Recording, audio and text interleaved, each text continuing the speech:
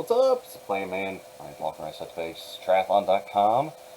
Coming to you live right now, doing some quick tips about salt, hydration, and what you should maybe focus on while you're doing your races to stay hydrated without getting sucked into the salt craze that is out there currently. So, with that, we're doing it live. So, put any comments in there, any questions you got, put them in the chat, and I will try to answer those as quickly as possible.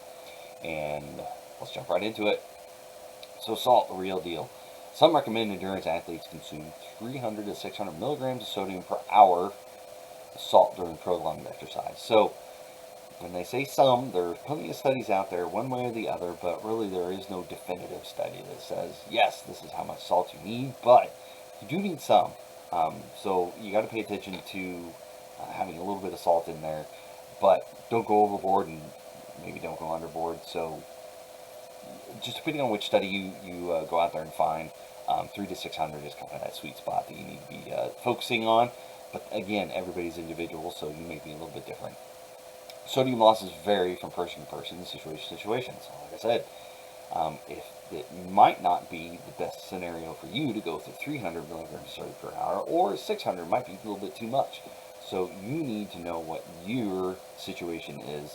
And we might get into it, and it might be one of the tips later, but there are plenty of ways, like Gatorade has a patch.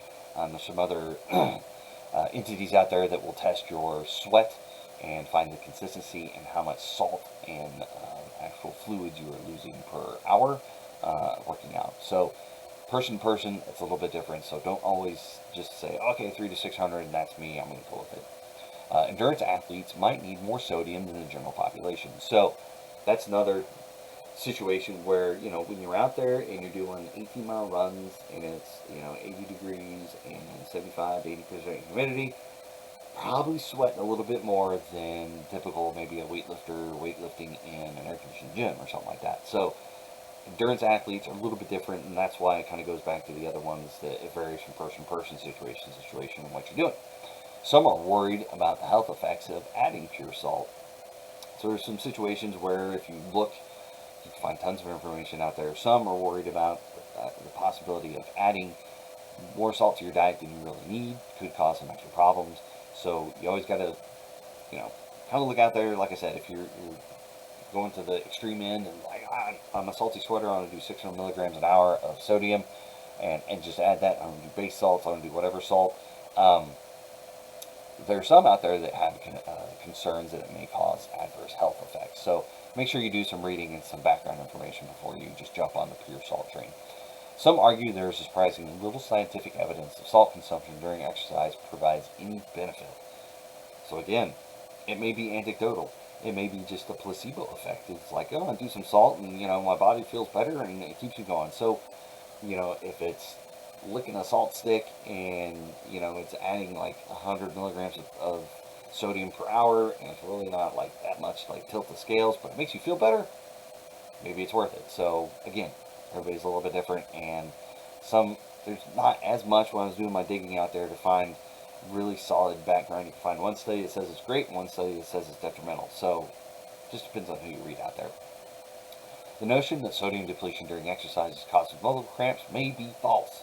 So you look at products like Hot Shot, and you look at situations where muscular endurance and just over time, contracting and expanding over hours doing a bike ride, just muscle fatigue over time just may be cramps, and it's not necessarily depletion of salt and dehydration in that situation. So not every muscle cramp is going to be because you're either low in sodium, potassium, or low in fluids. So just keep that in mind. It's not always the cause, so make sure you're doing your research on your situation.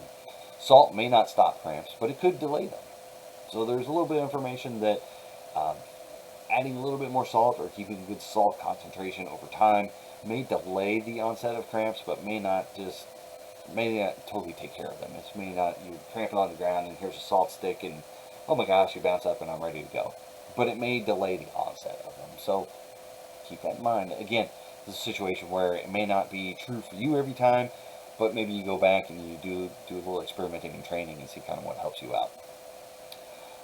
Number eight, Gatorade and other brands do a great job of advertising, but they may not provide any more benefit. So, Gatorade,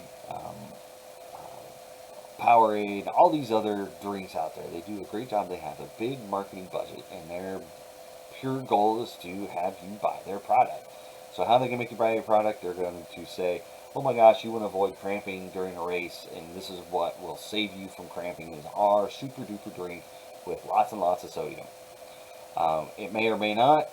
They may have information supporting it, but there may be other situations where there's other information that doesn't support it. But they're going to put a lot of marketing into making you think that you need it. So just keep that in mind. Their company, their business, and their main goal is to have you buy their product. So not everything put out there with marketing dollars is the best situation for you. So keep that in mind. Number 9, studies found sodium supplementation during Ironman triathlon has no effect on blood sodium concentration or blood plasma volume. So people have actually done studies on athletes during Ironman races, and there's no measurable scientific increase or benefit to having that extra sodium supplementation during the race. So just like I said, just keep that in mind. It's not, don't always just buy into what everybody, the marketing, it may work for one person, it may not work for you, and the marketing out there is strong out there to make you think that you need salt no matter what. So do your due diligence, do your research, and dig into it. Number 10, timing may be a factor. So it may help you out, it may delay cramps. It also depends on the timing of it. If you start halfway through your Ironman race and you're like, I need to start supplementing my salt, it may be too late if it is going to help you, just because you depleted it for so long. And at that point, it's playing catch up, and you're going to be sweating so much, it's really not going to catch you up. So timing is a factor as well. It may not be clearly beneficial. We've kind of gone over that. The normal amounts of sodium contained in sports drinks and energy gels during prolonged endurance exercise may be enough. So, if you're looking at just your regular Gatorade, not even Gatorade Endurance, you're looking at your other sports drinks, you're looking at Scratch Labs or whatever you're using, Infinite, that may be enough. And just in regular foods, if you're eating, Kurtz bars, you're eating Clif bars, you're eating something, that may have enough sodium in it that may be just a little enough kick that if you added anything above that, it may not really help, or it may cause adverse reactions. So again, I go back to, you could find documentation to the contrary, that it helps, that it doesn't help, that you don't need it, you do need it. And of course, all these brands that market that you need salt are going to say that you need salt. But the best way is to experiment during your training and try to get it as close to race conditions as possible. Hot, humidity, high humidity to make you sweat a lot and that type of situation.